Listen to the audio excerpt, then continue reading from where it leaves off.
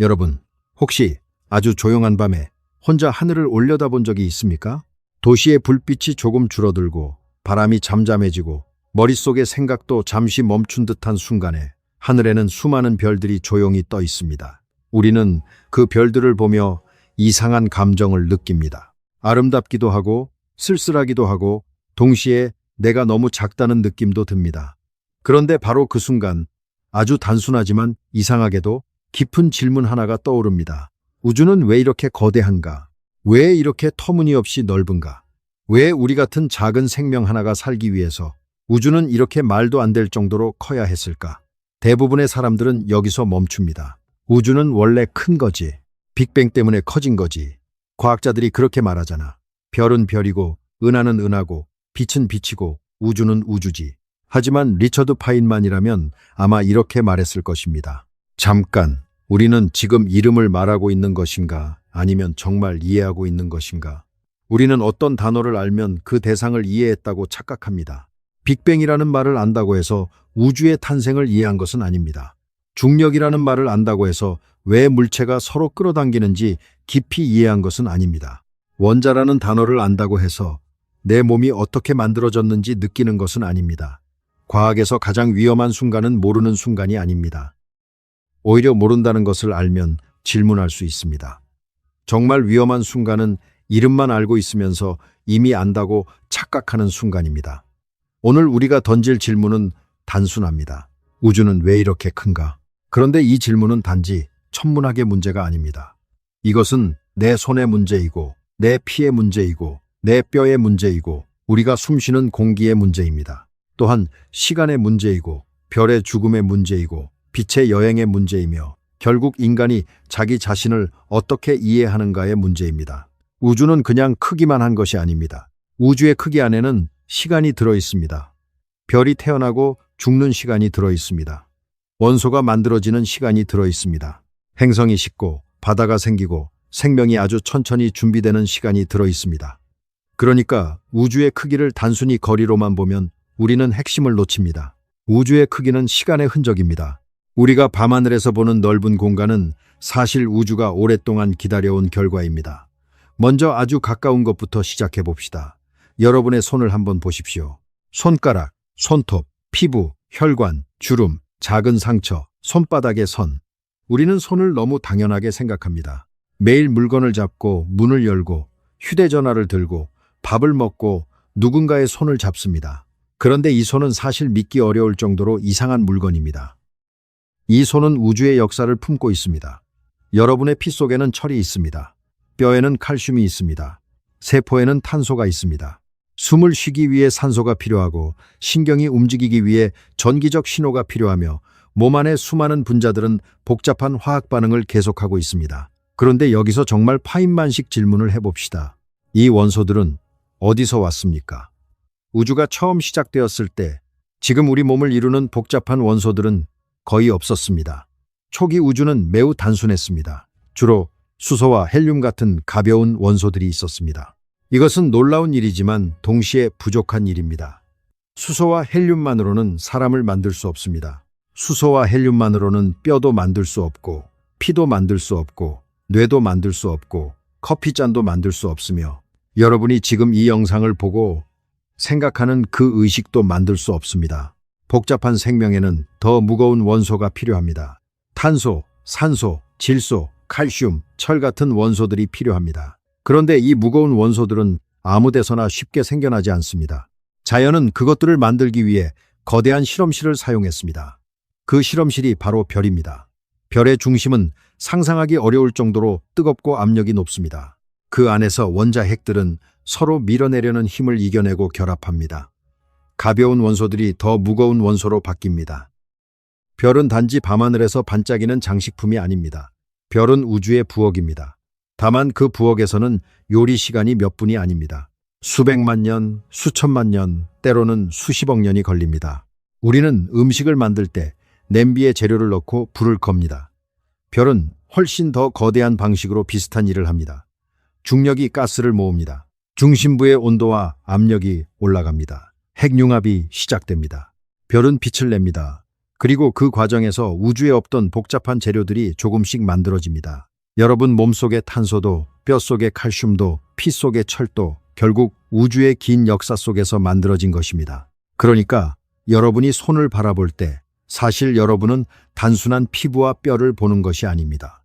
여러분은 별의 내부에서 만들어진 물질을 보고 있습니다.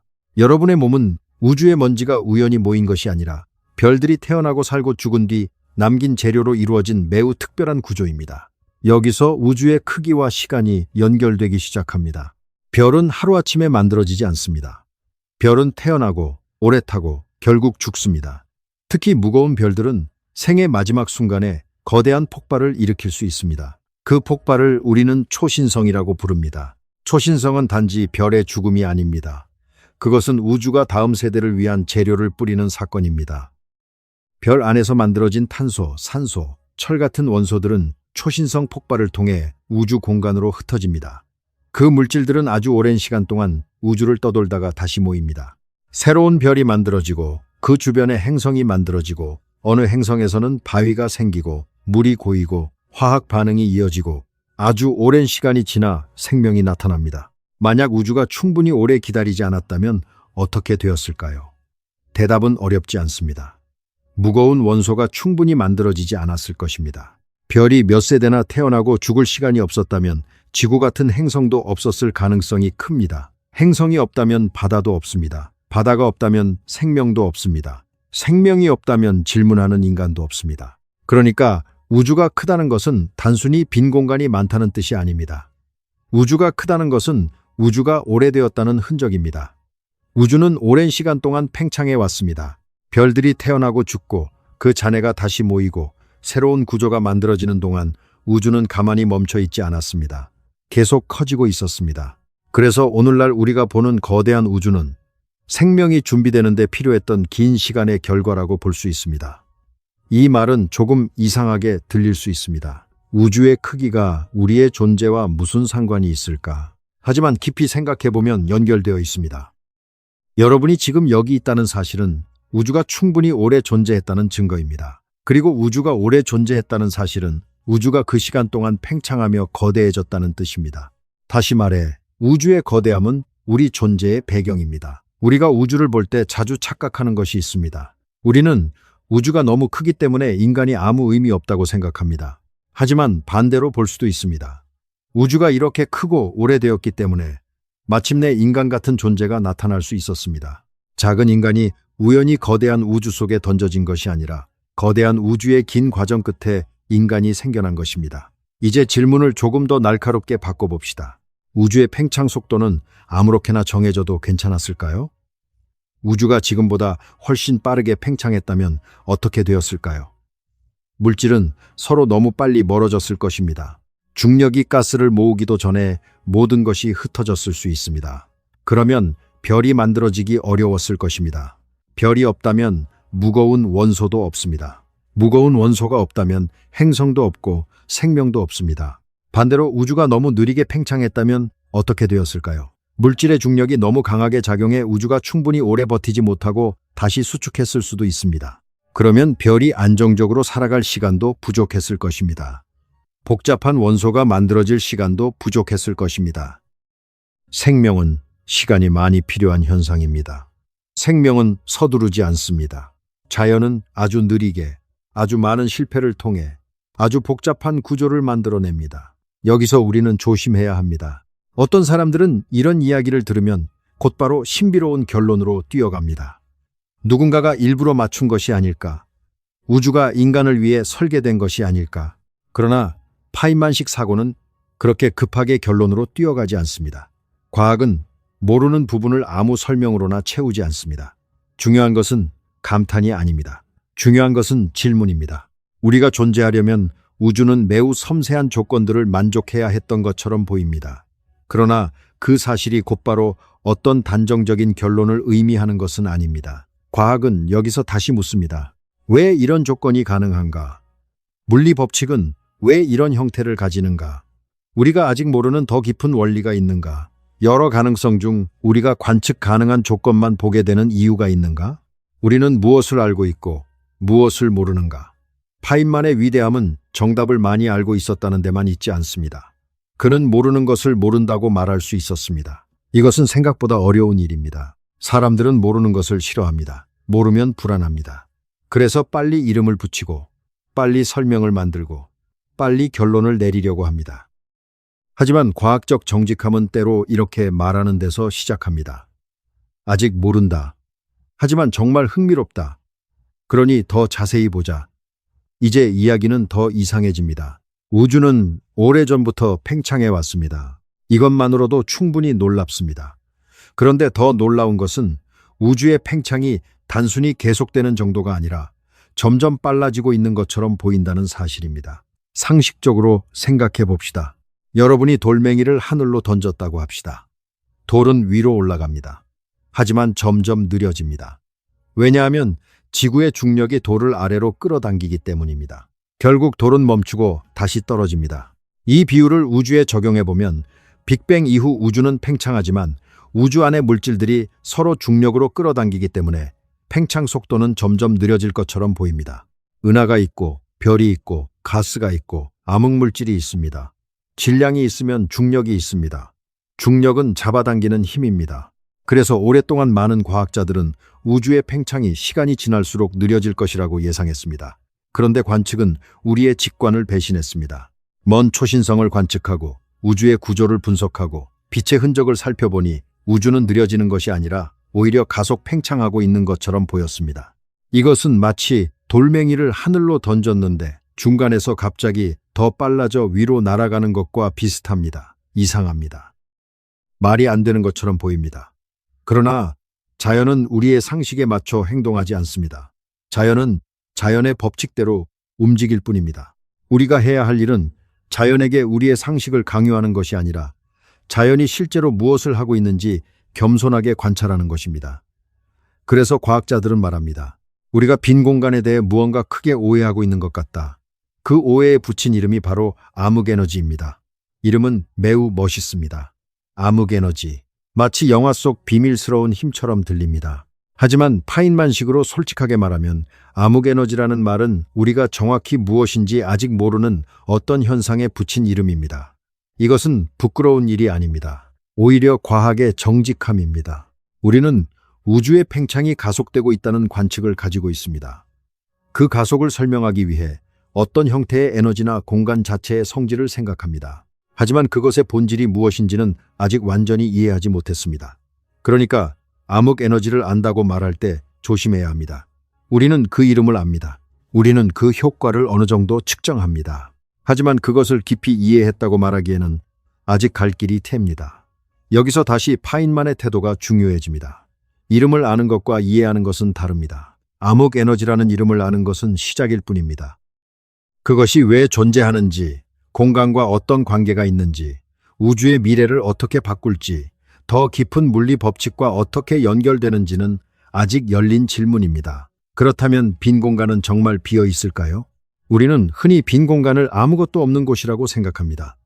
방 안에 아무 물건도 없으면 비어 있다고 말합니다. 우주 공간도 별과 행성 사이가 텅 비어 있다고 생각합니다. 하지만 현대 물리학은 빈 공간을 그렇게 단순하게 보지 않습니다.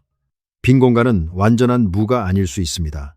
공간 자체에도 어떤 성질이 있을 수 있습니다. 암흑 에너지는 공간 자체와 관련되어 있는 것처럼 보입니다. 우주가 팽창하면 공간이 늘어납니다. 공간이 늘어나면 암흑 에너지의 효과도 커지는 것처럼 보입니다. 그러면 우주는 더 빨리 팽창합니다. 더 빨리 팽창하면 더 많은 공간이 생깁니다. 더 많은 공간이 생기면 그 효과는 더 커집니다. 이것은 조용하지만 매우 깊은 피드백입니다. 우주는 커질수록 더 커지려는 방향으로 움직이는 것처럼 보입니다. 이 장면을 생각하면 조금 이상한 감정이 듭니다. 우주는 단지 크기만 한 것이 아니라 점점 더 빠르게 멀어지고 있습니다. 은하들은 서로 멀어지고 먼 은하의 빛은 점점 더 길어지고 어느 순간 어떤 은하들은 우리의 관측 가능한 범위 밖으로 사라질 수 있습니다. 그 은하들이 실제로 없어지는 것은 아닙니다. 그곳에서는 여전히 별이 빛나고 있을 수 있습니다. 하지만 우리에게 그 빛은 더 이상 도달하지 못할 수 있습니다. 여기서 많은 사람이 헷갈리는 질문이 나옵니다. 빛보다 빠른 것은 없다고 하지 않았나? 그런데 어떻게 은하가 빛보다 빠르게 멀어질 수 있나? 이것은 매우 좋은 질문입니다. 그리고 좋은 질문은 항상 개념의 경계를 정확히 보게 만듭니다. 상대성 이론에서 말하는 것은 어떤 물체도 공간 안을 통과해서 빛보다 빠르게 움직일 수 없다는 것입니다. 그러나 우주의 팽창에서 중요한 것은 물체가 공간 속을 빠르게 달리는 것이 아닙니다. 공간 자체가 늘어나고 있다는 점입니다. 이 둘은 다릅니다. 건포도 빵을 생각해 봅시다. 반죽 안에 건포도가 박혀 있습니다. 빵이 부풀어 오르면 건포도 사이의 거리는 멀어집니다. 하지만 건포도가 반죽 속을 헤엄쳐 도망가는 것이 아닙니다. 반죽 자체가 늘어나기 때문에 서로 멀어지는 것입니다. 우주의 은하들도 비슷하게 이해할 수 있습니다. 은하들이 단순히 공간 속을 엄청난 속도로 날아가는 것이 아니라 은하들 사이의 공간 자체가 늘어나고 있습니다. 그래서 아주 먼 은하들은 우리로부터 너무 빠르게 멀어져 그 빛이 영원히 우리에게 도달하지 못할 수 있습니다. 이것은 매우 깊은 의미를 갖습니다. 우리는 우주의 모든 것을 볼 수 있는 존재가 아닙니다. 우리가 볼 수 있는 우주는 전체 우주의 일부일 수 있습니다. 그리고 시간이 더 흐를수록 우리가 볼 수 있는 먼 은하들은 점점 줄어들 수 있습니다. 우리는 지금 특별한 시대에 살고 있습니다. 너무 이른 시대였다면 별과 은하가 충분히 만들어지지 않았을 것입니다. 너무 늦은 시대였다면 먼 은하들의 빛이 사라져 우주의 큰 구조를 알기 어려웠을 것입니다. 우리는 아직 우주의 과거를 읽을 수 있는 빛을 받고 있는 시대에 살고 있습니다. 이것은 당연한 일이 아닙니다. 여러분은 과학을 배울 때 어떤 개념의 이름만 알고도 그것을 이해했다고 착각했던 적이 있습니까? 빅뱅, 중력, 엔트로피, 양자역학, 상대성 이론, 암흑에너지 같은 단어들 말입니다. 투곰드로 비에이스, 투비에이스. 어쩌면 우리는 학교에서 많은 이름을 배웠지만 그 이름 뒤에 숨어있는 자연의 움직임을 진짜로 느껴본 적은 많지 않을지도 모릅니다. 이제 시간의 끝으로 조금 더 멀리 가봅시다. 별은 영원하지 않습니다. 태양도 영원하지 않습니다. 모든 별은 연료를 가지고 태어나고 그 연료를 사용하며 빛나고 언젠가는 변합니다. 별은 거대한 모닥불과 비슷합니다. 모닥불은 장작이 있을 때만 탑니다. 장작이 다 타면 불은 꺼집니다. 별도 마찬가지입니다. 별은 수소 같은 연료를 사용해 빛을 냅니다. 그러나 연료는 무한하지 않습니다. 지금 우주에서는 아직 새로운 별들이 태어나고 있습니다. 거대한 가스구름이 중력에 의해 뭉치고 그 중심에서 온도와 압력이 올라가며 새로운 별이 켜집니다.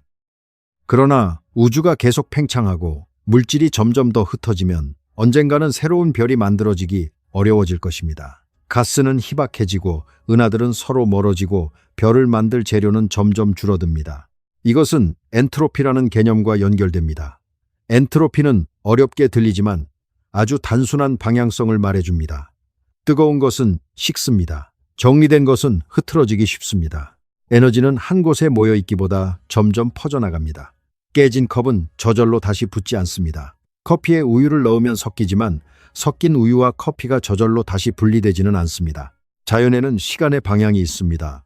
우주도 그런 방향으로 흘러갑니다.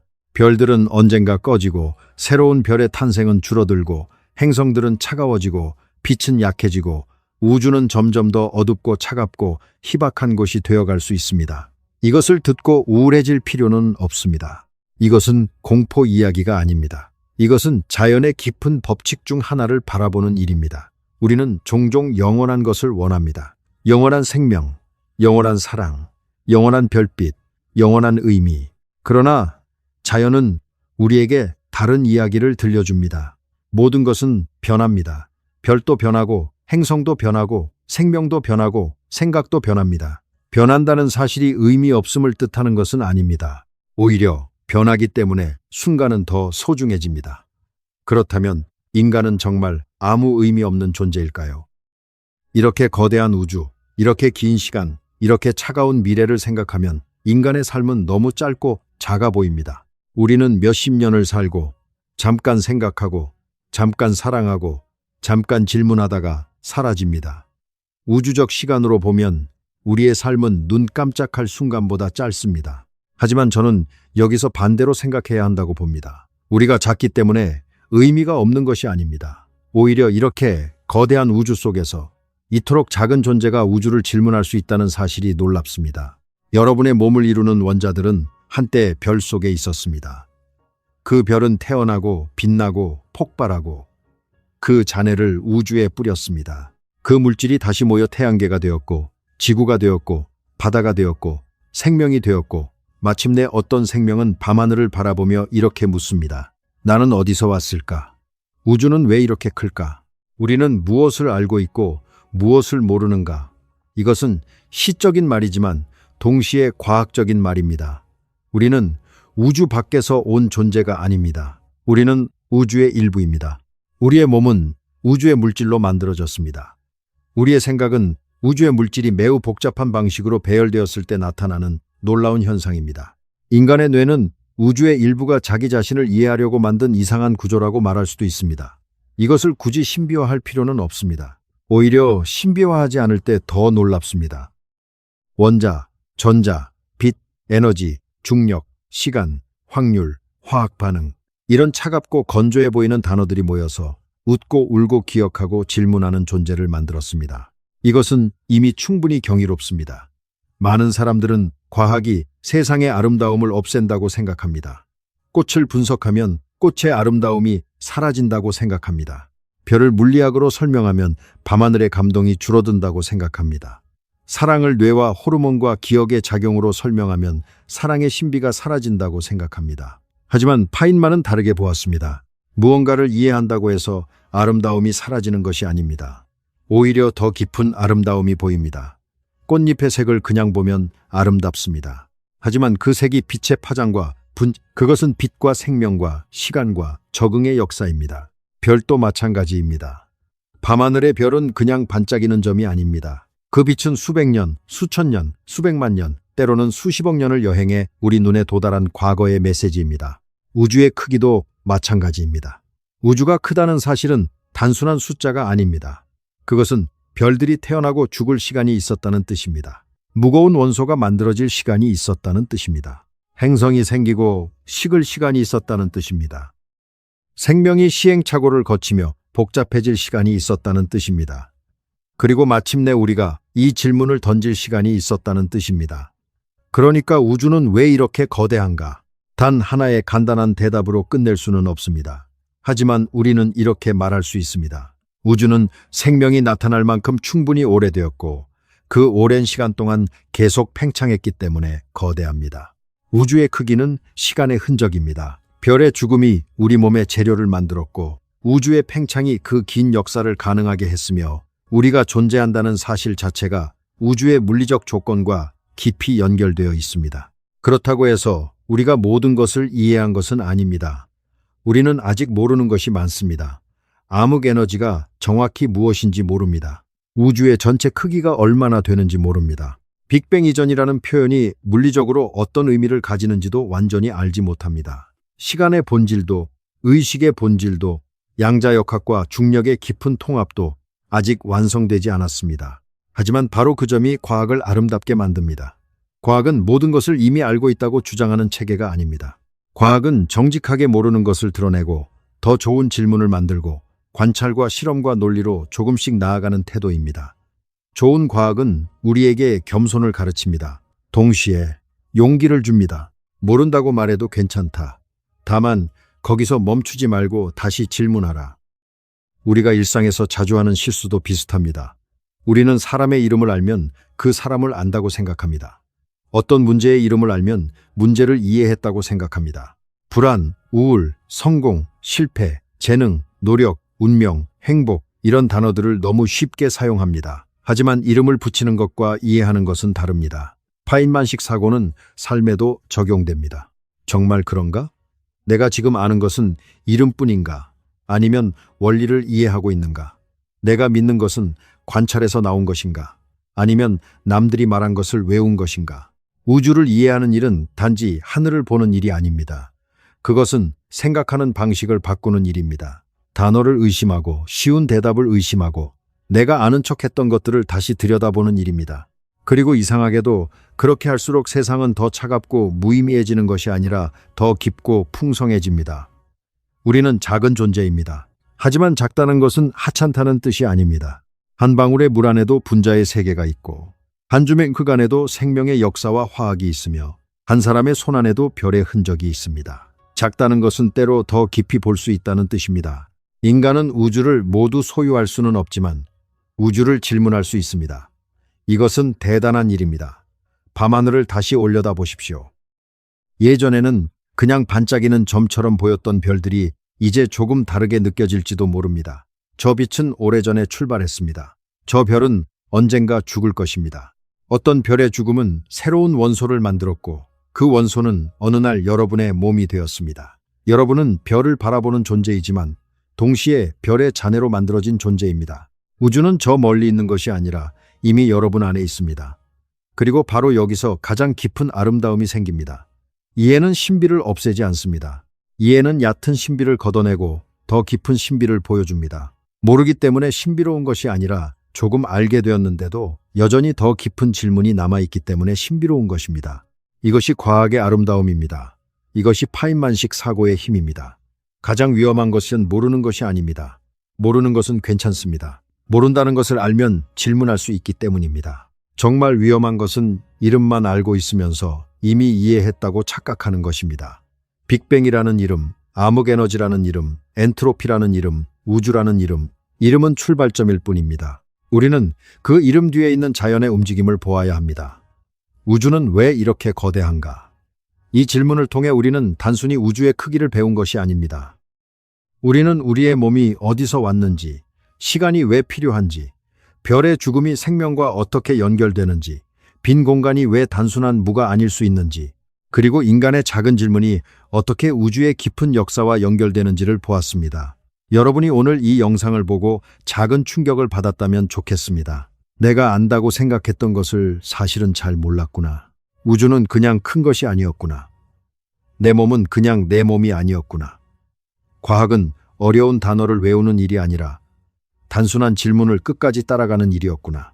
이런 생각이 들었다면 그것이 바로 오늘 우리가 얻고 싶은 가장 중요한 순간입니다. 여러분은 평소에 어떤 과학적 질문을 가장 궁금해했습니까?